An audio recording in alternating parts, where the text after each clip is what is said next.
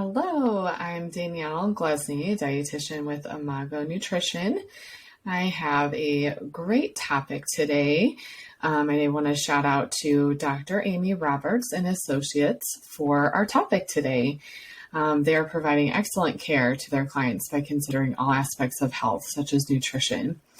So our topic today is what teens need from their parents with regards to nutrition, and how can we help our teens care about their health? So those two questions go really hand in hand. So we're going to talk about those, but this really does apply to parents of young kids. So starting early can make it a little bit easier, possibly. I have a 5 and 7-year-old. So I have started a lot of the things that we'll talk about today. And so, like I said, this is a really good episode for parents of young kids as well. There's a lot of great resources available for parents of young kids, preschoolers, such as the MOPS group, Moms of Preschoolers, provides lots of good information on lots of topics. There's parent-teacher educators. But I think it's hard to find resources for teens and how to support them health-wise. So that's maybe an idea for someone out there if you want to start a group to support moms of teens, MOTS. That was an idea from Dr. Amy Roberts and Associates. So parents of teens do need support as well. So I really enjoy working with teens. And one of the challenges I face, and I'm sure parents face as well, is just maybe lack of interest or a priority in their life. So teens don't necessarily think about their health at that time when they're a teen. And there's maybe like a lack of interest or priority in their life. So what should parents really focus on when that is the case? So first, like I said, starting just as young as 6 months old, when you're introducing solids, to starting this as a parent of a teenager, it's never too late. A resource and really feeding models are developed by Ellen Satter. She's a dietitian that's internationally known, and she's a feeding expert. So one of the things that she really talks about is this division of responsibility. So starting this, like I said, really early, or, as a mom or parent of a teen. And what that is roles. So the parent has a role and the child has a role. The parent role is deciding what, when, and where. So deciding what to eat, when to eat, and where you will eat. And the child's role is to decide if they'll eat and how much.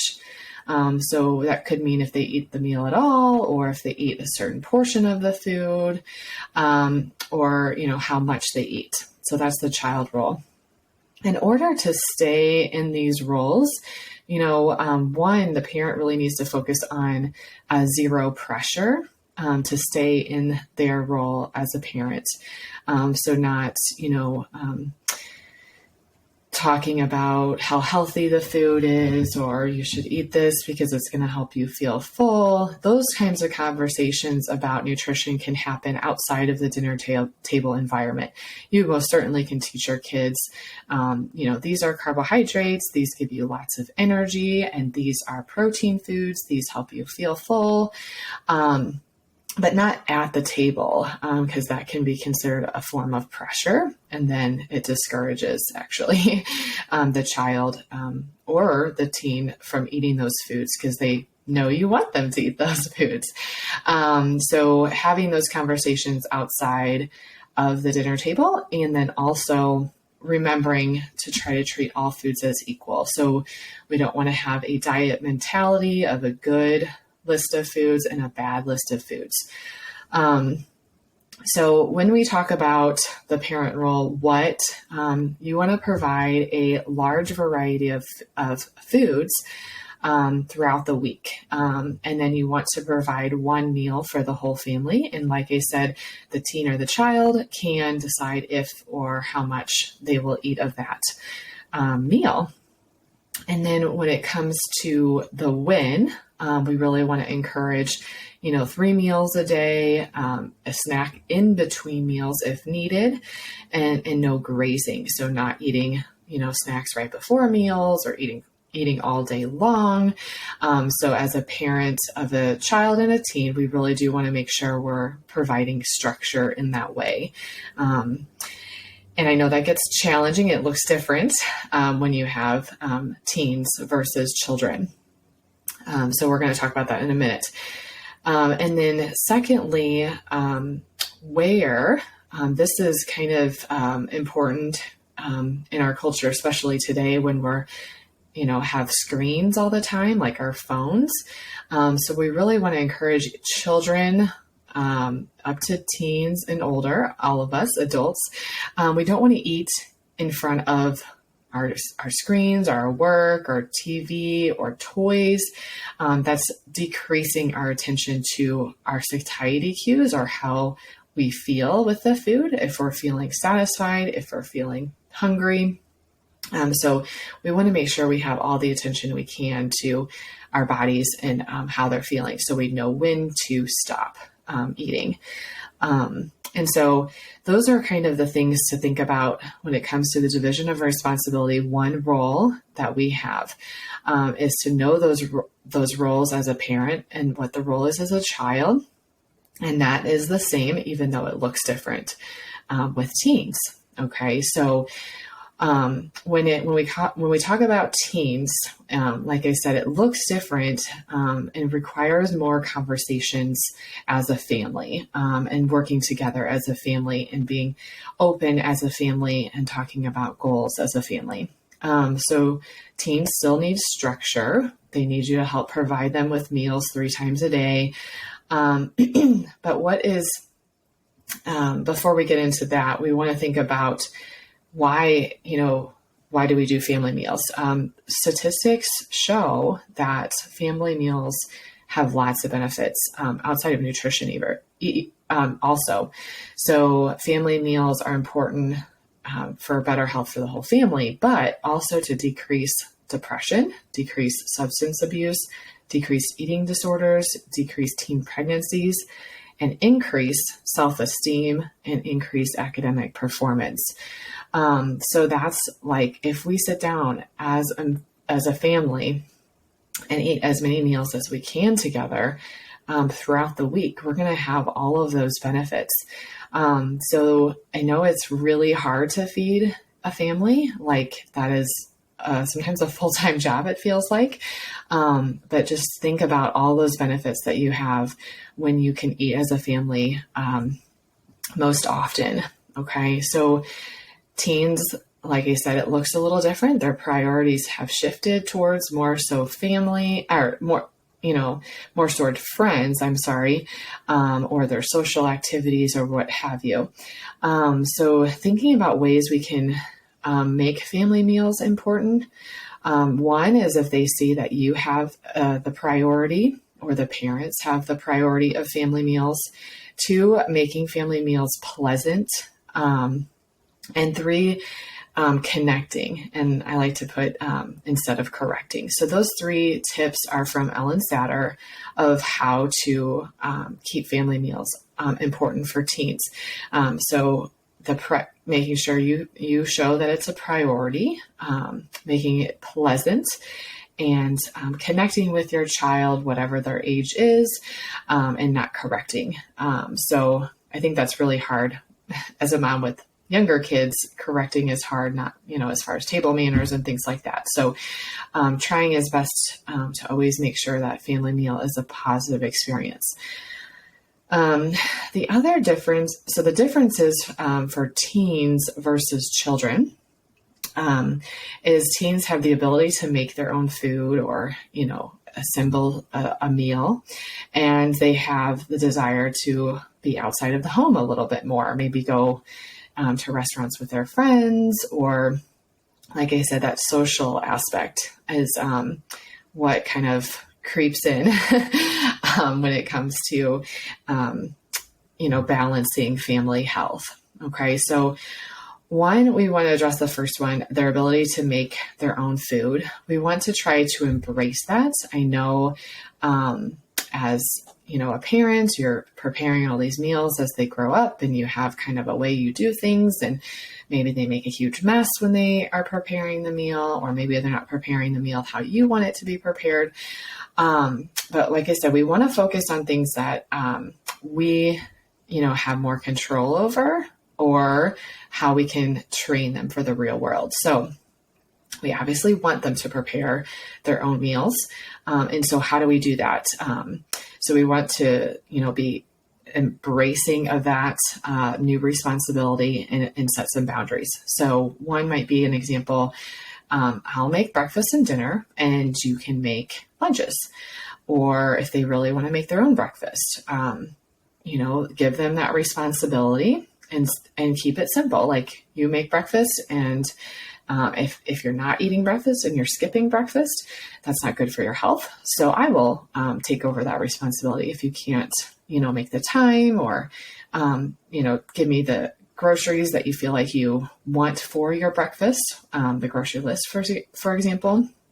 Or maybe it even looks like you can, tell us what you want for 2 meals a week, and I can be your assistant cook if you want to prepare them, or, I'll just provide those meals. Having those conversations with your teen, and embracing that new responsibility, and teaching them outside of the dinner table. So like, training for the real world might be meeting with a dietitian. So that could be part of your, like I said, support system, a support network, or taking a nutrition class. And this would be to learn how to build meals, to help you feel satisfied and have energy throughout the day. So not, once again, saying we need to be healthy, that creates a positive and negative, connotation on food. So then there's a list of all these good foods we should eat and all the bad foods we shouldn't eat. So trying to not use necessarily the word healthy, but just, how do we prepare meals that are good, to help us feel good? So how can we make veggies taste good? Give us lots of variety. What kind of carbohydrates should we buy? Things like that. So, training them for the real world. So no one is on a diet. We're learning how the whole family can stay healthy for the future. And that's the goal. So there's no good or bad food list. So Ellen Satter recommends incorporating chips or junk food, if you want to call it that, into meals and snacks. So it's very important to try to keep all foods equal as much as possible. The goal with that is trying to decrease the importance or excitement they might have, with, junk food. So this starts as really young kids. So again, this is a good reason you're listening to it if you have younger kids. So they can know really early, earlier than kindergarten, what foods are more like junk food and what foods are higher in sweets or sugar, like desserts. And so sometimes those foods get put on a pedestal, if you don't have them frequent enough. So Ellen Satter, if you read her website, like I said, is a really good resource. Her name is spelled Ellyn, and Satter, Satter. So if you go to her website, you can, read it into more detail of all these resources. So Ellen Satter, it describes how if you have these foods, these junk foods available often, they don't really have any more importance or specialness about them. So that's the goal, is they're more casual. They don't, overindulge because they have access to it all the time. And that's training them for the real world, because really that is available out there in schools and summer camps and friends' house and gas stations if they can drive. So restriction is not helpful in training your kids for the real world. It just really causes them to want it more. But you, like I said, still need to have conversations as the parents on your goals as the family. For, my family, for example, we had the conversation, just me and my husband, as far as like the frequency of desserts and how can we have them frequent enough that they're not something we're, super special where they're, wanting it all the time. And then not every day, so that we're feeding that sweet tooth that increases our cravings. So I do have a sweet tooth, and I do notice that if I have them more often, I crave them more often. So we, as a family, decided a frequency, and my kids are kind of young, so we're not necessarily giving that frequency to them, because then they would, count the days that we're having it. But, as a family, you can determine based on your age of your kids or where you're at, if that's a good thing to share, or to just kind of, again, you're just providing it. So in a family with young children, you're just providing the meal. That's what you get. And if you don't want it, that's totally fine. So when we talk about how, again, the question is what teens need from their parents, they need structure. They still need you to provide majority of the meals, try to set some type of schedule where there's no grazing all day long, having open conversations about the goals as a family. And when we talk about goals as the family, that can be like the roles, right? We can, if you're starting the division of responsibility when your kids are older as teenagers, you can most certainly, you do need to tell them the new roles or habits that you're going to start or responsibilities. Like I said, teens are going to have more responsibilities than young kids. Maybe they can help chop veggies for the week, or they can do a grocery store run, or they can, if they want to participate in cooking meals or planning meals. So having the family discussions of roles, responsibilities, and goals. And like I said, the goals, we really want to think about, being healthy as a family can be the underlying thing, but we don't necessarily want to think of the word healthy, like I said, to have that good and bad list in their head. So goals can be like financial goals as a family. We're going to eat at home more often because financially it's the smarter thing to do, or we want to eat at home more often so we can connect more with our family. And like I said, have all those benefits of decreased depression and substance abuse and increased self-esteem, etc. Or we want to eat together more as a family to learn the responsibilities of growing up. So how to prepare a meal, or how to cut the veggies, or what have you. So that kind of goes into that second difference for teens.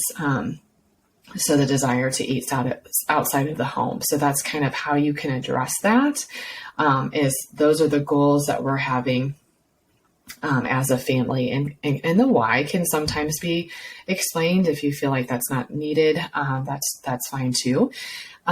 So those are some things that we want to think about to address those questions of what teens need from their parents and how they can help their teens care about their health. So just one more thing as we wrap up, for teens, we want to shift our focus as parents away from the foods that they're consuming, that we think they're consuming too much of. I think when I'm working with clients, the parents are very concerned and maybe rightfully so about, they're consuming carbs all day long. They're not feeling satisfied because they're consuming carbs all day long. And yes, that is very important. So that's when a dietitian can come in handy, or a nutrition class, to kind of just learn which foods help us feel satisfied and which foods give us energy. But we do want to shift our focus as parents away from those foods that we think they're consuming too much of. And we want to focus on all the healthy habits they can have for the future. So those healthy habits could be, like I said, family meals, snacking and no grazing, enjoying physical movement. That could be outside hobby or sports or things like that together. As a family, we want to eat meals together, one meal, not multiple different meals, and they can choose to eat some foods and not others. The teens can choose to participate in meal planning, cooking, grocery shopping. The more involved they are in preparing meals and learning to cook some of their favorite foods, the more they'll probably enjoy those family meals. But again, you do have to be patient for that interest. And until they have that interest, you are providing. So since this topic is hard to address generally, like I said, having a dietitian in your corner, or having a nutrition class, just so you can learn as a family together, how to build the plate, fourth of your plate protein to help us feel satisfied, fourth of plate carbohydrates to help us have energy, and, half the plate of non-starchy vegetables. Obviously, there's a lot more into that than what I just stated, because we want to enjoy our foods, and we also can have mixed, meals. So it doesn't have to be all separated like that. That would get boring. So like I said, consider meeting with a dietitian, or having a nutrition class. And I think that's all I have for you today. I hope you found this helpful. Once again, a great resource is Ellen Satter, Ellyn, Satter, Satter. And then also, if you go to our website, Imago Nutrition, IMAGO, Imago Nutrition, there's some great resources there. So we have like a starter grocery list that you can work together with your family. We have in our articles tab, some great articles on the division of responsibility, and how to incorporate this in your family. I hope you have a great day.